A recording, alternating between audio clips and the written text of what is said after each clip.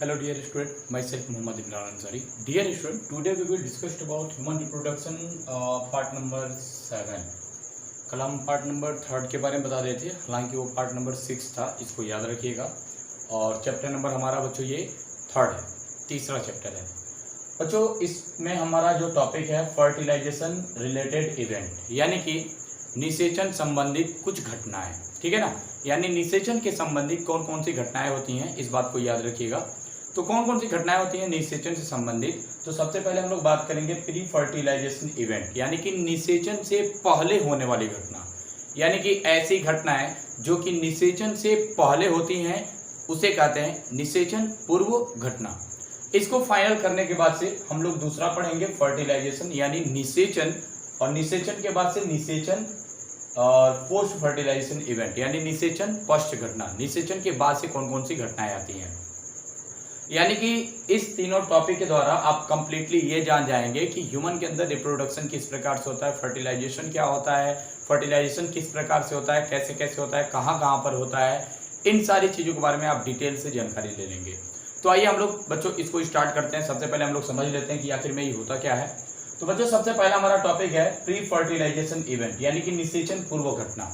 निषेचन पूर्व घटना क्या होता है? ऐसी घटनाएं जो कि निषेचन से पहले होती है, यानी कि अभी निषेचन नहीं हुआ है, निषेचन से पहले हुई हैं, उसे निषेचन पूर्व घटना कहा जाता है। जिसमें नर और मादा दोनों क्या होते हैं? रेडी होते हैं। रेडी किस लिए होते हैं? फर्टिलाइजेशन के लिए, निषेचन की क्रिया के लिए, यानी रिप्रोडक्शन के लिए पूरी तरह से अभी प्रिपेयर नहीं हुए होते हैं, ठीक है ना।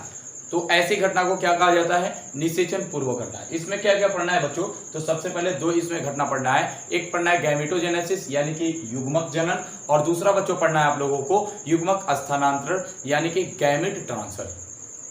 तो गैमेटोजेनेसिस युग्मक जनन, और एक होता है गैमेट ट्रांसफर, यानी युग्मक स्थानांतरण। गैमेटोजेनेसिस क्या होता है बच्चों? तो ध्यान दीजिएगा, गैमेटोजेनेसिस ये प्री फर्टिलाइजेशन इवेंट का पहला घटना होता है, जिसका नाम होता है युग्मक जनन। युग्मक जनन क्या होता है बच्चों? तो ध्यान दीजिएगा, युग्मकों के निर्माण होने की प्रक्रिया को युग्मक जनन कहा जाता है। यानी कि नर से नर युग्मक, नर युग्मक को क्या कहा जाता है बच्चों? तो आपको पता होना चाहिए, शुक्राणु कहा जाता है। नर से नर युग्मक और मादा से मादा युग्मक, यानी कि नर से जो नर युग्मक होता है उसको शुक्राणु कहते हैं, मादा से जो मादा युग्मक होता है उसे अंडाणु कहते हैं। यानी कि अंडाणु और शुक्राणु का निर्माण होना ही क्या कहलाता है? युग्मक जनन। यानी कि युग्मक जनन क्या होता है? युग्मकों के निर्माण होने की प्रक्रिया को युग्मक जनन कहा जाता है, जिसमें नर जो होता है वो नर से शुक्राणु निकालता है, और जो फीमेल होती है मादा वो अंडाणु को निर्माण करती है, ठीक है। तो इन दोनों प्रक्रिया को कहा जाता है बच्चों युग्मक जनन। अब युग्मक जनन में भी आप दो प्रक्रिया पढ़ेंगे। एक होता है बच्चों शुक्राणु जनन, यानी स्पर्मेटोजेनेसिस, और एक होता है बच्चों oogenesis, यानी अंडाणु जनन, ठीक है। तो शुक्राणु जनन यानी शुक्राणु बनने की प्रक्रिया को, यानी वो प्रक्रिया जिसमें शुक्राणु का निर्माण होता है उसे शुक्राणु जनन कहते हैं, या स्पर्मेटोजेनेसिस कहा जाता है, ठीक है। Means the formation of sperm is known as spermatogenesis. अब oogenesis का बात किया जाए, अंडाणु जनन क्या होता है? तो अंडाणु बनने की प्रक्रिया को अंडाणु जनन कहा जाता है, यानी कि the formation of ovum is known as oogenesis। और स्पर्मेटोजेनेसिस किसमें होता है? आपको पता होना चाहिए, मेल में होता है। oogenesis का प्रोसेस फीमेल के अंदर होता है। इसी के बारे में हम लोग को डिटेल से समझना है। और इसके बाद से पढ़ेंगे हम लोग गैमेट ट्रांसफर की। अब कहाँ कहाँ से ये दोनों एक दूसरे से ट्रांसफर होते हैं, कहाँ पर आते हैं, फिर दोनों कहाँ मिलते हैं, निषेचन कैसे होता है, उसके बाद से निषेचन की पश्च घटना, यानी कौन कौन सी घटना होती है जो निषेचन के बाद होती है, जैसे कि मान लीजिए क्लीवेज, मॉरुला, ब्लास्टुला, ब्लास्टोसिस्ट, फिर इम्प्लांटेशन होता है, फिर एक छोटे से बच्चे का निर्माण होता है, यानी 9 महीना टाइम इसमें लग जाता है। तो इन सारी चीजों के हम लोग इसके बारे में हम लोग डिटेल से पढ़ेंगे। चलिए सबसे पहले हम लोग जानते हैं कि स्पर्मेटोजेनेसिस यानी कि शुक्राणु जनन की प्रक्रियाएं क्या होती हैं। तो आइए हम लोग स्पर्मेटोजेनेसिस समझते हैं। यहाँ पे आप जो ये प्रोसेस देख रहे हैं ये एक तरह का स्पर्मेटोजेनेसिस है, यानी शुक्राणु जनन। ये जो होता है बच्चों नर के अंदर होता है, यानी मेल के अंदर स्पर्म का निर्माण होता है, उसी को हम लोग कहते हैं स्पर्मेटोजेनेसिस, यानी कि शुक्राणु जनन। आपको पता होना चाहिए बच्चों कि जो ह्यूमन का टेस्टिस होता है, टेस्टिस यानी कि टेस्टिस का मतलब होता है वृषण। वृषण के अंदर बच्चों एक टेस्टिकुलर लॉब्यूल होता है। वो टेस्टिकुलर लॉब्यूल की संख्या आपको पता है कि 250 के लगभग होती है, 250, ठीक है। और प्रत्येक टेस्टिकुलर लॉब्यूल में कुछ 2 से लेकर 5 तक सेमिनिफेरस ट्यूबुल्स होते हैं, और उस सेमिनिफेरस ट्यूबुल्स को आप यहाँ पर देख सकते हैं, और उस सेमिनिफेरस ट्यूबुल्स में शुक्राणुओं का निर्माण होता है। ठीक है, तो कैसे होता है ध्यान से समझते चलिए। ये जो सभी प्रोसेस आप देख रहे हैं ये एक तरह का शुक्राणु जनन की प्रक्रिया है। आइए इसको समझते हैं। सबसे पहले जो ये बच्चों जो पूरी तरह से अभी मेच्योर नहीं होता है, मतलब परिपक्व नहीं होता है, ठीक है, ये पूरी तरह से मेच्योर नहीं होता है, इसको बच्चों हम लोग कहेंगे डिप्लॉयड। डिप्लॉयड का मतलब होता है बच्चों द्विगुणित। द्विगुणित का मतलब अभी पूरी तरह से ब्रेक नहीं हुआ है, यानी कि इसकी क्रोमोसोम्स नंबर होंगे 46, यानी 46 गुणसूत्र होंगे, क्योंकि अभी ये पूरी तरह से टूटा नहीं है। इसको कहा जाता है प्रीमोर्डियल जर्म सेल।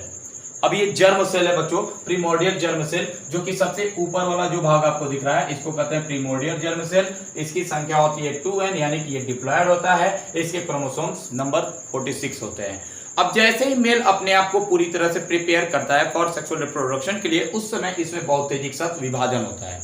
तो ध्यान दीजिएगा बच्चों, जब स्पर्मेटोजेनेसिस की प्रोसेस होती है उसमें दो तरह का विभाजन पाया जाता है। एक होता है मियोसिस फर्स्ट, मियोसिस सेकेंड, एक तो ये हो गया 2 बार। उसके बाद होता है मियोसिस एक बार और समझ लीजिए, एक बार होता है माइटोसिस फर्स्ट, माइटोसिस सेकेंड, यानी समसूत्री विभाजन पहली बार, समसूत्री विभाजन दूसरी बार। उसके बाद से फिर होता है मियोसिस, यानी अर्धसूत्री विभाजन फर्स्ट और अर्धसूत्री विभाजन सेकेंड, यानी meiosis first and meiosis second, ये होता है।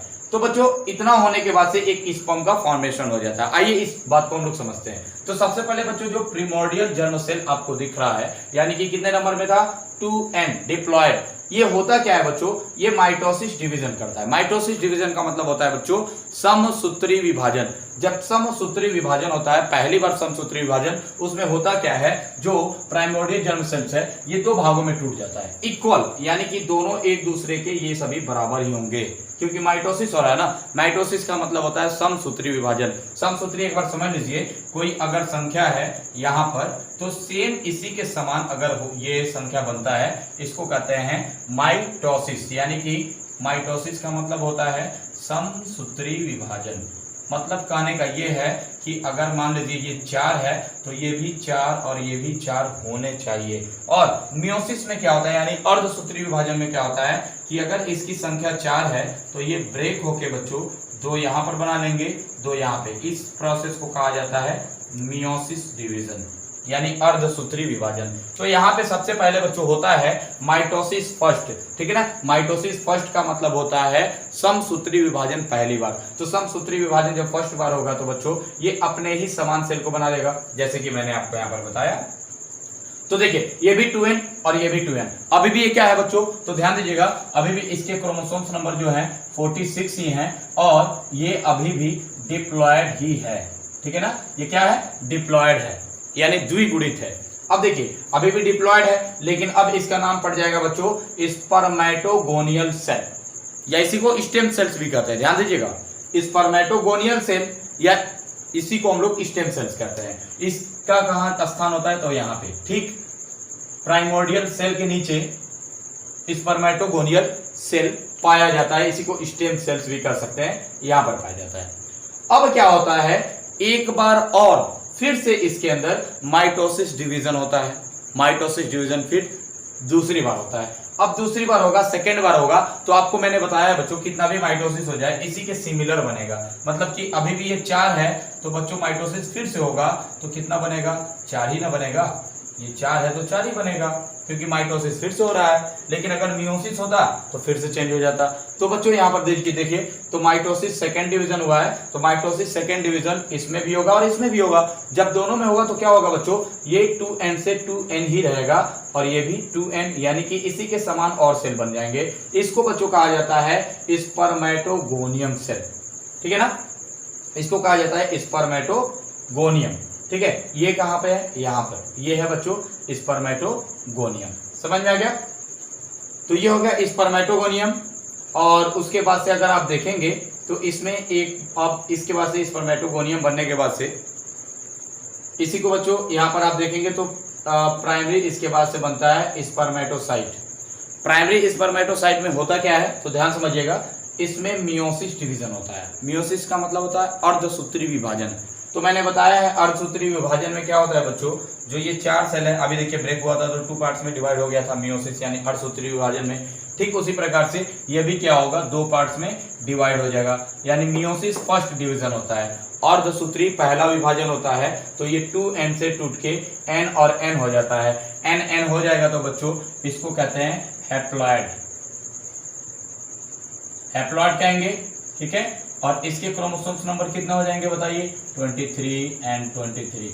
अभी तक इसके ऊपर आप देखेंगे तो यहाँ तक 20, यहाँ तक बच्चों 46 ही था, मतलब कि डिप्लॉयड था, द्विगुणित था। लेकिन अब यहाँ पर देखेंगे तो एक गुणित हो जाएगा, यानी कि हैप्लॉइड 23 and 23। समझ में आ गया? इस चीज को कहा जाता है बच्चों सेकेंडरी स्पर्मेटोसाइट, यानी यहाँ पर जो पार्ट आपको दिख रहा है ये है सेकेंडरी स्पर्मेटोसाइट। अब सेकेंडरी स्पर्मेटोसाइट में फिर से बच्चों मियोसिस सेकंड डिवीजन होता है, यानी अर्धसूत्री दूसरा विभाजन होता है। अब अर्धसूत्री जब दूसरा विभाजन होता है बच्चों, तो ये फिर ब्रेक होके यहाँ पर देख सकते हैं आप लोग, ये स्पर्मेटिड बना लेते हैं, स्पर्मेटिड, यानी कि ये भी बच्चों हैप्लॉइड ही होंगे। और 23 इसके भी क्रोमोसोम्स होंगे, ये भी 23, ये भी 23, ये भी 23, यानी ये भी क्या होंगे, हैप्लॉइड होंगे। हैप्लॉइड का मतलब होता है अगुणित होंगे। इसके पास है बच्चों अगर आप देखेंगे तो ये स्पर्मेटिड तुरंत चले जाते हैं कहाँ पे, सर्टोली सेल के पास। आपको पता होना चाहिए कि जो सर्टोली सेल्स है वो कुछ इस प्रकार से होता है और इसमें न्यूट्रिशन होता है, यानी कि बहुत सारे यहाँ पे भोजन के कुछ कण पाए जाते हैं, यानी कि भोजन के कण होते हैं। क्या होता है, जो सर्टोली सेल्स होता है इसमें जो स्पर्मेटिड्स हैं, ये स्पर्मेटिड्स तुरंत चले जाते हैं और इसमें एम्बेडेड हो जाते हैं इस प्रकार से, यानी कि धस जाते हैं इस प्रकार से।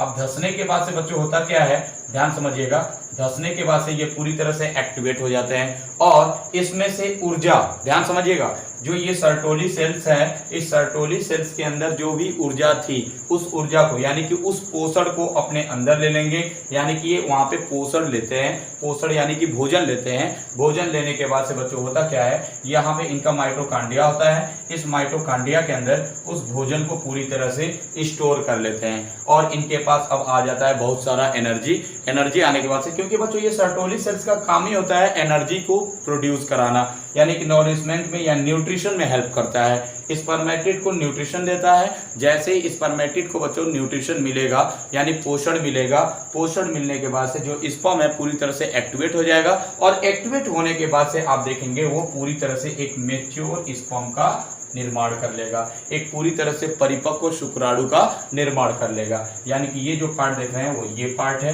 यानी कि एक मैच्योर शुक्राणु आपको दिखाई देने लगेगा, इसी को मैच्योर स्पर्म कहा जाता है।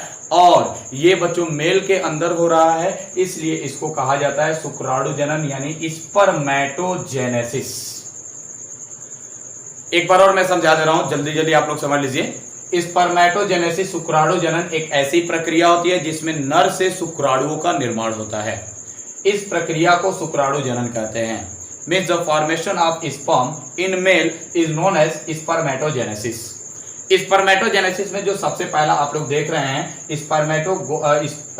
Primordial germ cell. Primordial germ cell जो होता है अभी पूरी तरह से मेल अभी मेच्योर नहीं होता है, मतलब कि पूरी तरह से मेल का जो स्पर्म होता है वो मेच्योर नहीं होता है और इसका होता है नंबर 2n यानी 46 क्रोमोसोम डिप्लॉयड होता है। पहला इसमें होता है बच्चों माइटोसिस डिवीजन। माइटोसिस डिवीजन के बाद से ये 2 भागों में बढ़ जाता है, यानी कि समसूत्री विभाजन के द्वारा ये 2 भागों में बढ़ता है। अभी भी ये डिप्लॉयड नेचर का होता है और इसको कहेंगे स्पर्मेटोगोनियल सेल, अब या इसी को स्टेम सेल्स कहते हैं। अब इस स्पर्मेटोगोनियल सेल को आप देखेंगे तो ये फिर से माइटोसिस सेकंड करेगा यानी समसूत्री दूसरा विभाजन करेगा और इस प्रकार से 2n यानी 46 क्रोमोसोम्स वाले कोशिकाओं को बना लेगा, जिसको स्पर्मेटोगोनियम या प्राइमरी स्पर्मेटोसाइट कहेंगे। अब प्राइमरी स्पर्मेटोसाइट जैसे ही बनेगा बच्चों, इसके अंदर अर्धसूत्री विभाजन होता है, यानी कि मियोसिस फर्स्ट डिवीजन होता है। मियोसिस फर्स्ट डिवीजन के बाद से ये हाफ हो जाएगा, यानी 23 46 था तो 23 हो गया और डिप्लॉयड था तो हैप्लॉयड हो जाएगा, अगुणित हो जाएगा। अगुणित के बाद से एक बार और इसमें मियोसिस सेकंड डिवीजन होता है। मियोसिस सेकंड डिवीजन में क्या होता है, ये तुरंत 4 भागों में बढ़ जाएगा, 2 है तो 4 हो जाएगा। इसको कहते हैं सेकेंडरी स्पर्मेटोसाइट। और सेकेंडरी स्पर्मेटोसाइट के बाद से बच्चों स्पर्मेटिड बना लेता है। स्पर्मेटिड क्या होते हैं, ये स्पर्म के अभी बनने का अभी ये प्रोसेस होता है। अब स्पर्मेटिड बनने के बाद से तुरंत स्पर्मेटिड चले जाते हैं सर्टोली सेल्स में। ये रहा सर्टोली सेल्स, इसको कहते हैं बच्चों, आप देख सकते हैं इसी को कहा जाता है सर्टोली सेल्स, ठीक है ना। ये सर्टोली सेल्स क्या करते हैं, ये सर्टोली सेल्स ये न्यूट्रिशन में हेल्प करते हैं। न्यूट्रिशन का मतलब होता है पोषण में ये मदद करते हैं, ठीक है ना। ये पोषण में क्या करेंगे, मदद करेंगे। किसके पोषण में, स्पर्मेटिड्स के। अब स्पर्मेटिड पूरी तरह से मैच्योर होके एक स्पर्म का निर्माण कर लेता है। इसी पूरी प्रोसेस को कहा जाता है बच्चों शुक्राणु जनन। समझ में आ गया। अब आइए हम लोग समझते हैं थोड़ा सा शुक्राणु के बारे में कि शुक्राणु क्या होता है। तो आइए उसको भी हम लोग समझ लेते हैं। यह है बच्चों एक स्पर्म का संरचना, यानी कि एक शुक्राणु का, आप देख रहे हैं ये एक शुक्राणु का संरचना है, एक शुक्राणु का संरचना है। अब आइए थोड़ा सा इसके बारे में जान लेते हैं एक शुक्राणु के बारे में। तो देखिए एक जो शुक्राणु होता है मेनली देखा जाए तो 3 पार्ट से मिलकर बना होता है, हेड, नेक और टेल। लेकिन बच्चों याद रखिएगा हेड और नेक के बाद से एक और आ जाता है मिड पीस, उसी को नेक भी कह सकते हैं, उसके बाद से टेल आता है। तो ध्यान समझिएगा ये हेड, नेक और मिड पीस और टेल होता क्या है, इसके बारे में थोड़ा सा समझ लीजिए। आपको मैं यहाँ पे बता दूं, जो हेड होता है बच्चों, हेड होता है, जो आपको ये हेड दिखाई दे रहा है, ये कई पार्ट से मिलकर बना होता है। जैसे कि ये ऊपर वाला भाग सबसे देख रहे हैं, इसको कहा जाता है एक्रोसोम। एक्रोसोम, एक्रोसोम से बच्चों एक एंजाइम रिलीज होता है जिसका नाम है लाइटिक एंजाइम, ठीक है ना। एक्रोसोम से एक एंजाइम रिलीज होता है जिसका नाम है लाइटिक एंजाइम। ये लाइटिक एंजाइम काम क्या करता है, तो लाइटिक एंजाइम जो होता है ये पेनिट्रेशन का काम करता है। मतलब कि जो ओवम का वाल होता है, जो फीमेल्स के अंदर जो ओवा होता है, एग होता है, एग का जो बाहर का आवरण होता है यानी जोना पेलुसिडा, कोरोना रेडिएटा, उसको ये क्या करता है, लाइटिक एंजाइम पेनिट्रेट करने का काम करता है। ये एक एंजाइम का सिक्रेशन करता है जिसके वजह से उसके बाहर के वाल क्या होते हैं, पूरी तरह से ब्रेक होने लगते हैं, टूटने लगते हैं, ठीक है। तो एक्रोसोम सबसे ऊपर वाले पार्ट को कहते हैं जो कि कैप लाइक स्ट्रक्चर होता है, यानी टोपी की जैसी एक संरचना होती है, उसी संरचना को हम लोग एक्रोसोम कहते हैं। इस एक्रोसोम से एक्रोसोमल एंजाइम निकलता है जिसको लाइटिक एंजाइम के नाम से भी जानते हैं। इसका काम होता है पेनिट्रेशन का काम करना, यानी पेनिट्रेट करना।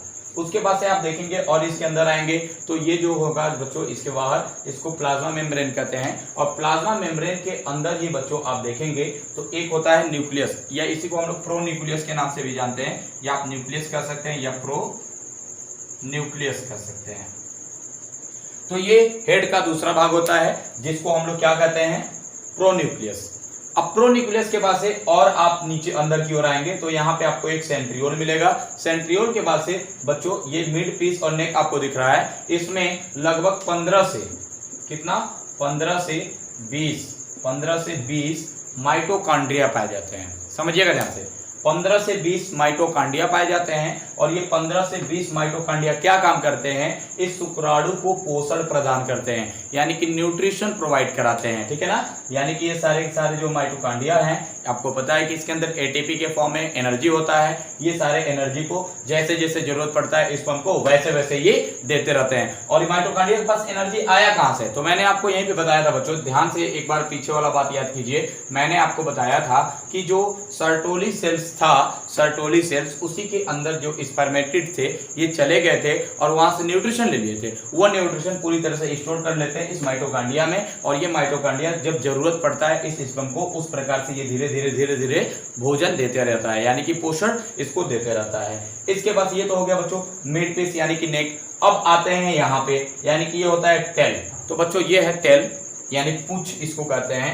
टेल जो होता है बच्चों, यहाँ पे बच्चों ये टेल, यानी कि इसको बच्चों हम लोग फ्लेजेला के नाम से भी जानते हैं। ये वाला जो पार्ट होता है ना बच्चों, इसको एंड पीस कहते हैं, ठीक है ना, एंड पीस, यानी ये भी एक तरह का टेल है।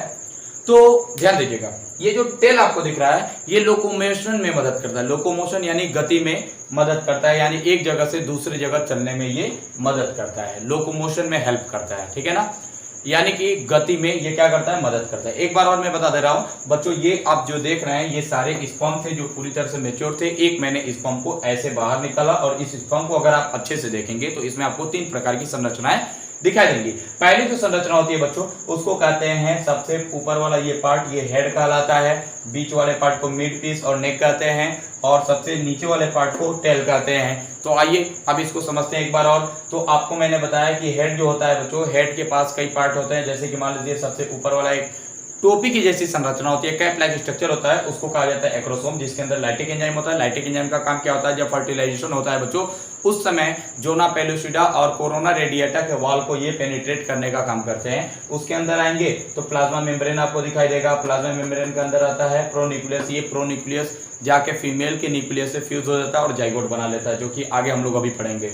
उसके नीचे आएंगे तो ये सेंट्रियोल है। सेंट्रियोल के और नीचे आएंगे बच्चों तो मिड पीस और नेक होता है। इसमें 15 से 20 माइटोकांड्रिया होते हैं। ये 15 से 20 माइटोकांड्रिया क्या करते हैं, इसको जैसे जैसे जरूरत पड़ता है इस स्पर्म को उस वैसे वैसे इसको भोजन देते रहते हैं। इसके बाद से आएंगे तो ये जो आप देख रहे हैं ये पूरा टेल पार्ट है। इस टेल पार्ट में आप देखेंगे फ्लेजिला होता है। फ्लेजिला क्या करता है, लोकोमोशन में हेल्प करता है, यानी एक जगह से दूसरी जगह पे चलने में मदद करता है।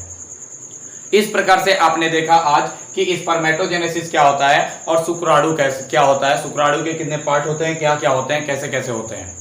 कल हम लोग बात करेंगे बच्चों यहाँ पे अब दूसरा पार्ट oogenesis, यानी कि अंडाणु जनन या अंड जनन की प्रक्रिया है।